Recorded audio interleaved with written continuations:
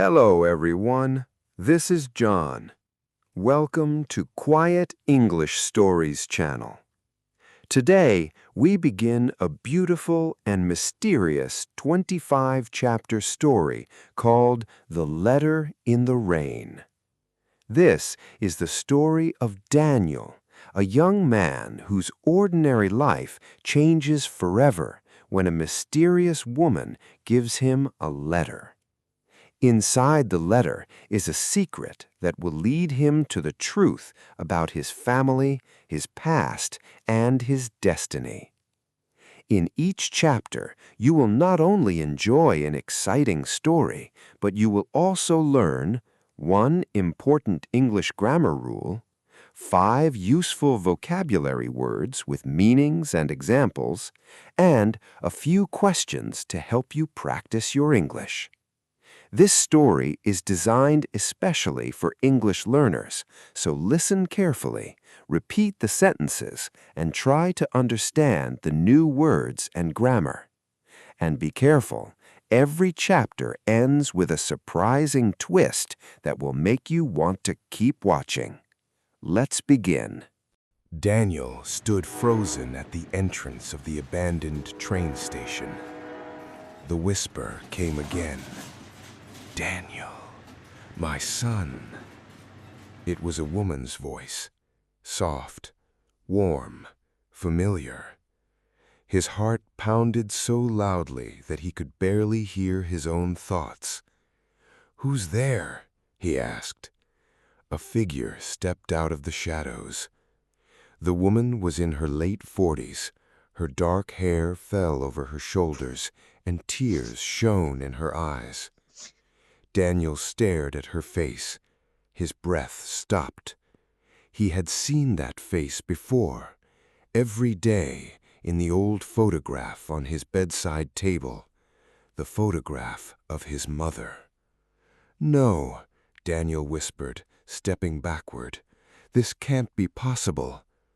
The woman moved closer. "I know this is difficult to believe, but I am your mother." Daniel's felt dizzy. "My mother died when I was 5. "That is what your father told you."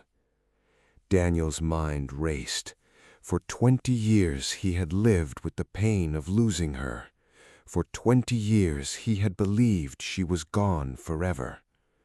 "Why would he lie to me?" Daniel asked. The woman lowered her eyes. "Because he wanted to protect you." "Protect me from what?" Before she could answer, a loud noise echoed through the station. Footsteps. Someone else was there.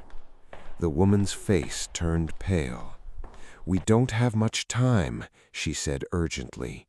She took a small silver key from her coat pocket and pressed it into Daniel's hand. "This key opens a box at the old lighthouse." Daniel looked at the key. "The lighthouse by the sea?" She nodded. "Inside the box, you will find the truth." The footsteps grew louder. The woman stepped back into the shadows. "Wait," Daniel cried. "Why did you leave me?" Tears rolled down her cheeks. "I never wanted to leave you." Then she disappeared into the darkness. A tall man wearing a black coat emerged from the far end of the station. His face was hidden beneath a hat. He stopped and looked directly at Daniel. "You should not have come here," the man said. Daniel clenched the silver key. "Who are you?"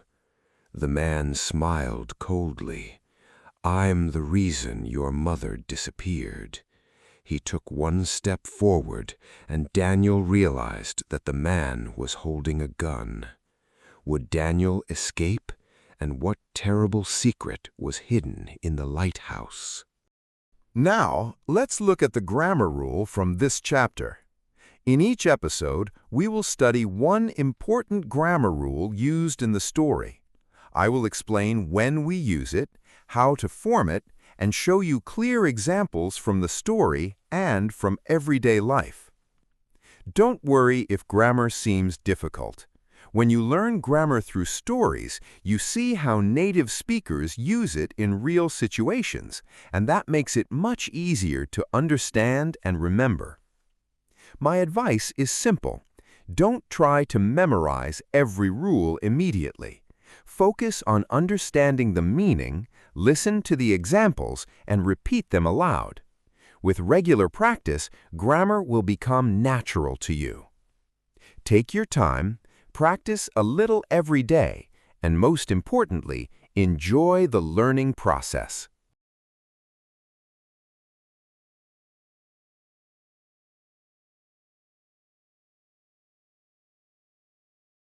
By learning grammar through stories, you will not only memorize rules, you will truly understand how English works in real life.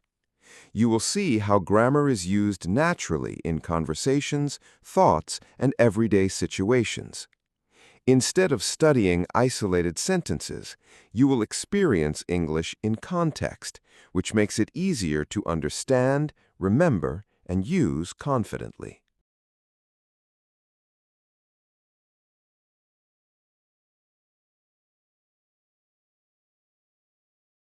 Now, let's learn 5 useful words from this chapter. For each word, I will explain its meaning in simple English and give you an example sentence to show you how it is used in real life. Learning vocabulary through stories is one of the best ways to remember new words because you see them in context, not as isolated words. My advice is to write each new word in a notebook, create your own example sentence, and review the words regularly. Try to use them in your speaking and writing. If you learn just 5 new words in every chapter, you will build a strong vocabulary step by step.